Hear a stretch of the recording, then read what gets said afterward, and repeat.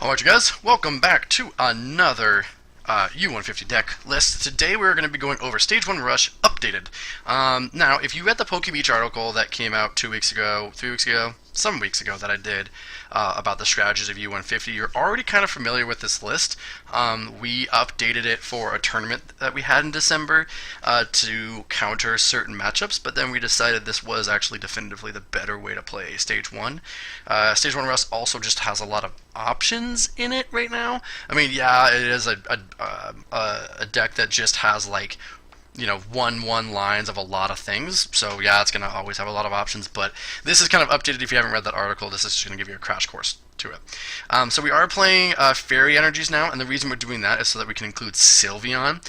And the reason that we are including Sylveon is because it's a great way to help deal with Noivern Garb, a deck that we kind of painted a target on spec, saying, look, Noivern Garb is like probably one of the better cards in the better decks in the format, and unchecked, it's one of the best. Like, if you don't have a Noivern Garb counter and you go up against Noivern Garb in a tournament, you're just going to lose. Like, just straight up. Noivern Garb is just bananas-ly broken good.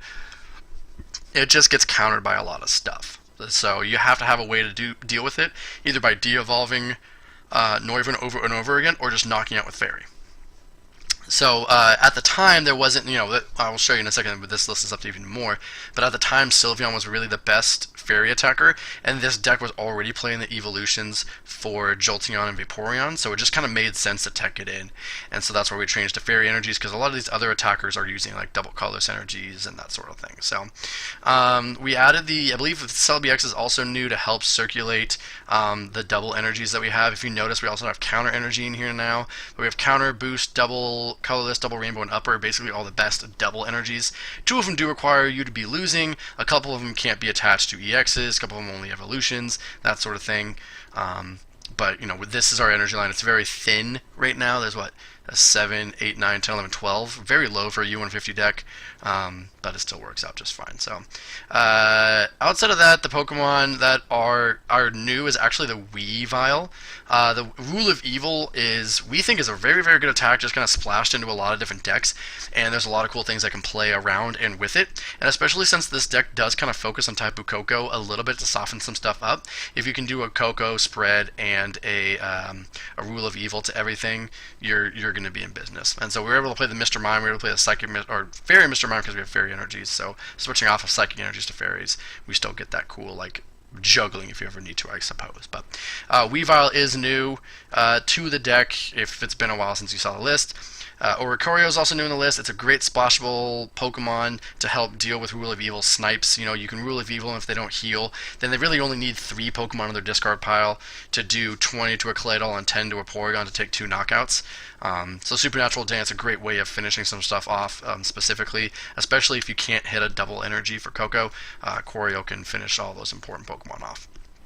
But you'll notice the one card that's lacking in here that's always been in this list is a Zoroark.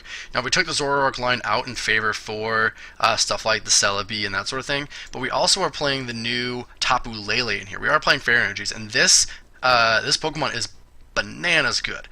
First of all, it's a non-EX, so damn. But having a 1 energy attacker is super important in this list. I wrote in the article that I really missed having Leafeon in this deck against certain matchups because I needed a 1 energy attacker to kind of punish you for attaching too many energies. So not having Leafeon was a big, I missed it a lot. But having Psywave on a basic Pokemon with 110 HP, like the same Leafeon attack, super, super good.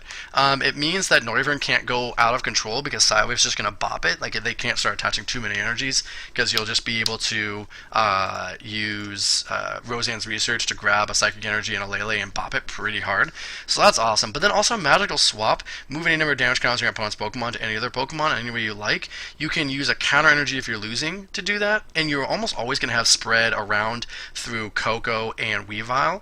So using that to take specific knockouts is also a very, very good benefit of this card. Like, I can't overstate enough how good this card actually is. So this is one of the updates. We are also playing Cynthia instead of Copycat. That's getting changed in almost every single list. But outside of that, a lot of the trainers and stuff aren't super new. It's just kind of consistency stuff, just stocking it full of like the best trainers and supporters that we have, and then the Pokemon line being balanced enough to help deal with really any matchup. You got stuff to deal with spread and Mr. Mime. You got stuff to spread with Weavile and Coco. You got stuff to one shot with Vespiquen and Flareon. You have type coverage with almost every type being represented here, except for what Metal is the only thing that we can't swing with, Metal and Dragon. So if you're worried about Dragon, you could throw a Dredagon in, and Metal.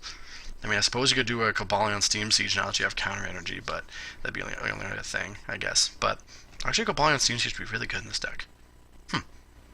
Just because you have Counter Energy, that'd be fun. You have Caflable if your opponent's getting out of hand with anything. You got Porygon Z to de-evolve, like you do in every deck. This deck just has every broken effect that you could possibly need smashed into one deck. So I still think it's one of the best decks in the format. I still think that everyone should play an Oricorio specifically to counter this deck, because for me it's a top 4 deck. Not just top tier, but easily one of the 4 best decks in the format. So. But that does it for the update. I just want to let you guys know, if you haven't read that article, check it out for an in-depth look at it. And then this is kind of your update. If you didn't read the article and you're lazy and you don't like reading and you just want to hear my sultry voice talk about Stage 1 Rush for 7 minutes, then by all means, this was your treat for the day. So I hope you guys have a great rest of your day, and we will see you next time.